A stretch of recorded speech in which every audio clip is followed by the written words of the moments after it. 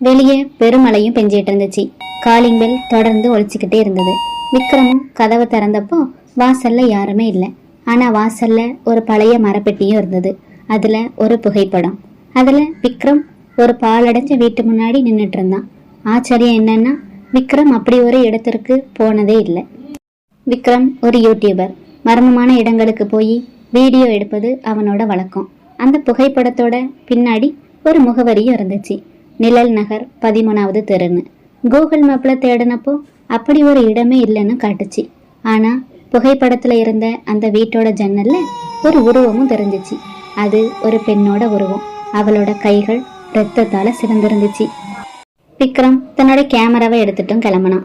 அவனோட camera lens வழியா பாக்குற உலகம் வேறங்கிறத அவன் அப்போ உணரவே இல்லை.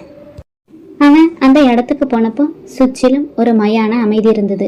ஊரே தூங்கிக்கிட்டு இருப்பது போலயும் இருந்துச்சு. அந்த 13வது தெருவோட கடைசி வீடு புகைப்படத்துல இருந்தது போலவே இருந்தது. வீட்டுக்குள்ள நுழைஞ்சதும் மொபைல் சிக்னலும் துண்டிக்கப்பட்டுச்சு. திடீர்னு விக்ரமோட கேமராவும் ஆனும் ஆச்சு.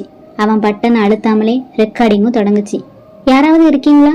விக்ரமோட குரலும் அந்த பெரிய ஹால்ல எதிரொலிச்சிச்சு. பதிலுக்கு ஒரு மெல்லிய சிரிப்பு சத்தம் கேட்டுச்சு. அது ஒரு குழந்தையோட சிரிப்பு மாதிரியும் ஒரு கிழவியோட முனகல் மாதிரியும் இருந்துச்சு. விக்ரம் தன்னோட டார்ச் வெளிச்சத்தையும் சுழச்சினான். சுவர்ல இருந்த ஒரு பெரிய கண்ணாடியில விக்ரமோட பிம்பம் தெரியவே இல்லை. மாறா அவன் பின்னாடி ஒரு உருவம் நிக்கிறது போலையும் தெரிஞ்சது. விக்ரம் பயத்திலையும் பின்வாங்கினான். ஆனா கதவு தானா மூடிடுச்சு. இப்போ அவன் கையில் இருந்த கேமரா திரையில ஒரு செய்தியும் தெரிஞ்சது, நேரலை தொடங்குகிறதுன்னு. லட்சக்கணக்கான மக்கள் அந்த நேரலையை பார்ப்பது போலவும் திரையில எண்களும் ஓடிச்சு.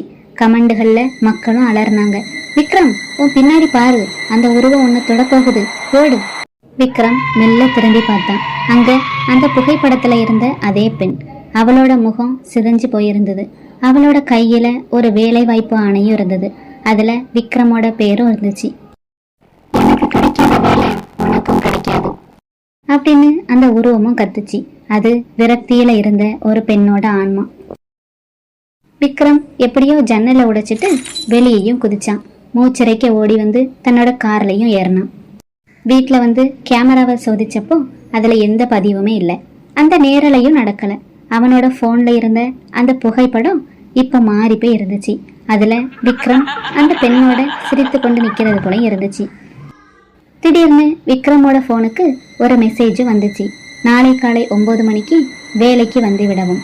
உங்கள் புதிய அலுவலகம் நிழல் தெரு 13வது தெருன்னு இருந்தது. இதை பார்த்த விக்ரமும் பயத்துல வரைஞ்சே போனான். இந்த கதை உங்களுக்கு பிடிச்சிருந்தா லைக் பண்ணுங்க, ஷேர் பண்ணுங்க. இது போன்ற கதைகளை பார்க்கறதுக்கு இந்த சேனலை சப்ஸ்கிரைப் பண்ணிக்கோங்க. நன்றி.